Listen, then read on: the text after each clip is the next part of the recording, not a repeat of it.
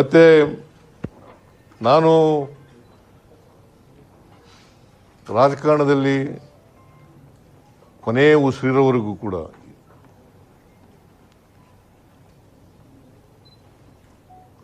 ಕೋಮಾದಿಗ ಶಕ್ತಿಗಳ ವಿರುದ್ಧ ಹೋರಾಟ ಮಾಡ್ತೇನೆ.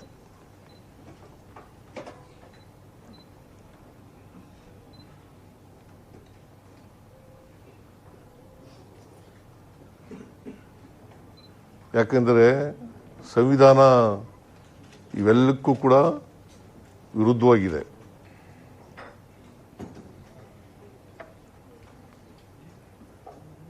ನಾವು ಸಂವಿಧಾನದಲ್ಲಿ ನಂಬಿಕೆ ಇಟ್ಕೊಂಡಿರ್ತಕ್ಕಂಥದ್ದು. ಒಂದು ವೇಳೆ ಸಂವಿಧಾನ ಇಲ್ಲದೆ ಹೋಗಿದ್ರೆ ನಾನು ವಿದ್ಯಾವಂತನೂ ಆಗ್ತಿರ್ಲಿಲ್ಲ,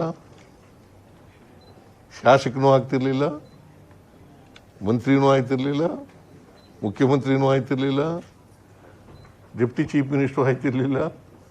ಸಂವಿಧಾನದಿಂದಲೇ ಆಗಿರೋದು. ಬಾಬಾ ಸಾಹೇಬ್ ಅಂಬೇಡ್ಕರ್ ಅವರು ಕೊಟ್ಟಿರ್ತಕ್ಕಂಥ ಸಂವಿಧಾನ.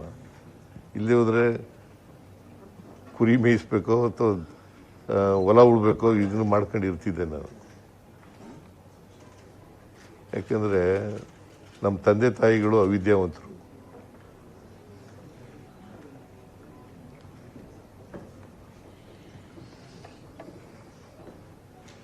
ಅದರಿಂದ ಕೊನೆ ಉಸಿರಿರೋವರೆಗೂ ಕೂಡ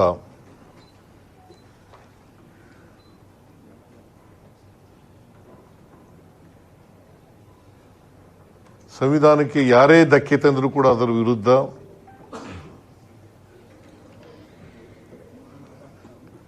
ಕೋಮುವಾದಿ ಶಕ್ತಿಗಳ ವಿರುದ್ಧ ಮತ್ತೆ ಜನರ ಸಮಾನತೆಗಾಗಿ, ಸಮಾನ ಅವಕಾಶಗಳಿಗಾಗಿ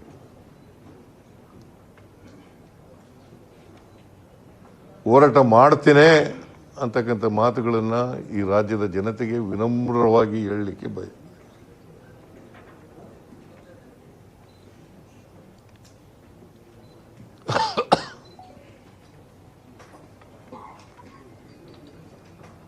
ಮತ್ತೆ ಇನ್ನೊಮ್ಮೆ ಸೋನಿಯಾ ಗಾಂಧಿ ಅವರಿಗೆ, ರಾಹುಲ್ ಗಾಂಧಿ ಅವರಿಗೆ ಮತ್ತೆ ನಮ್ಮ ಪಕ್ಷಕ್ಕೆ, ನಮ್ಮ ಎಲ್ಲ ಲಕ್ಷಾಂತರ ಕಾರ್ಯಕರ್ತರಿದ್ದಾರೆ ಕಾಂಗ್ರೆಸ್ ಪಕ್ಷಕ್ಕೆ, ಅವ್ರಿಗೆಲ್ಲರಿಗೂ ಕೂಡ ಧನ್ಯವಾದಗಳನ್ನು ಹೇಳಿ ಇವತ್ತು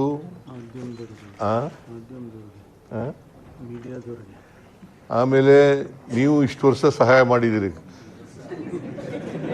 ಸಹಕಾರ ಕೊಟ್ಟಿದ್ದೀರಿ.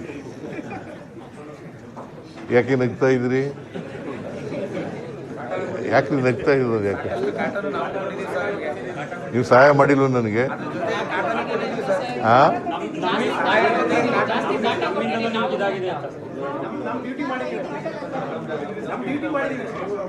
ಎಲ್ಲ ಮಾಧ್ಯಮದ ಸ್ನೇಹಿತರಿಗೆ ಧನ್ಯವಾದಗಳನ್ನು ಹೇಳಲಿಕ್ಕೆ ಬಯಸ್ತಾ ಇದ್ದೇನೆ. ಆಳಮ್ಮ, ನಾ ಇನ್ನೂ ಮುಗಿಸೇ ಇಲ್ಲ.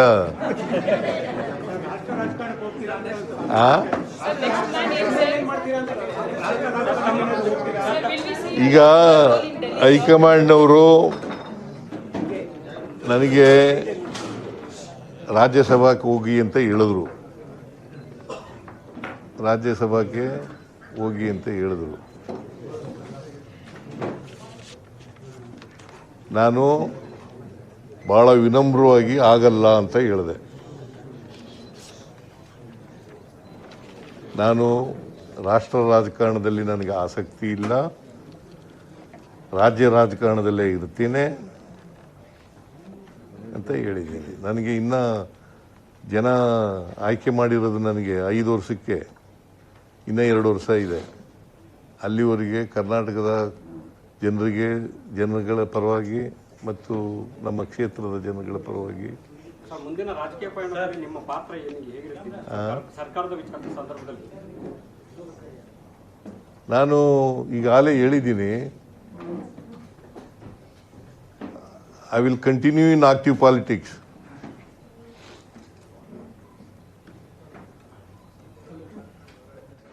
ನಾನು ಕೋಮು ಶಕ್ತಿಗಳ ವಿರುದ್ಧ ಹೋರಾಟ ಮಾಡ್ತೀನಿ ಅಂತ ಹೇಳಿದ್ದೀನಿ. ರಾಜಕೀಯ ಪಾತ್ರ ಅಂದ್ರೆ ಏನು? ಸರ್, ಯಾವ್ದು ಡೆಲ್ಲಿಯಲ್ಲಿ ಯಾವ್ದು ತರಾತುರಿಯಲ್ಲಿ ಆಗ್ಲಿಲ್ವಾ ಸರ್? ಕಾರಣ ಏನು ಸರ್? ಏನು ನಿಜವಾದ ಕಾರಣ ಏನು ಸರ್ ರಾಜೀನಾಮೆಗೆ? ನಾನು ಮೊದಲಿಂದ ಹೇಳ್ತಾ ಇದ್ನಲ್ಲ, ಹೈಕಮಾಂಡ್ನವರು ಯಾವಾಗ ಹೇಳ್ತಾರೆ ಆವಾಗ ಕೊಡ್ತೀನಿ ಅಂತ ಹೇಳಿದ್ದೆ. ಒತ್ತಡ ಏನಾಗ್ತದೆ? ನಾನೇ ಸ್ವಯಂ ಪ್ರೇರಿತನಾಗಿ ಅವ್ರು ಹೇಳಿದ ತಕ್ಷಣ ಕೊಟ್ಟಿದ್ದೇನೆ.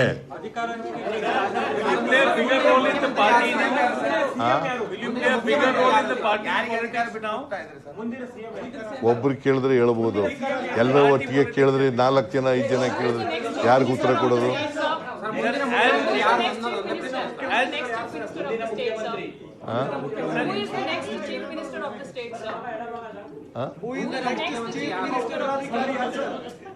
Whatever legislative party takes a decision, High Command takes a decision, he will be the Chief Minister. As a Chief Minister,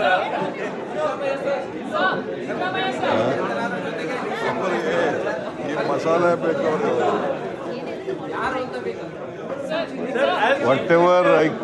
Whatever legislative party takes a decision, Congress legislative party takes a decision, and High Command takes a decision, he will be the Chief Minister of the state.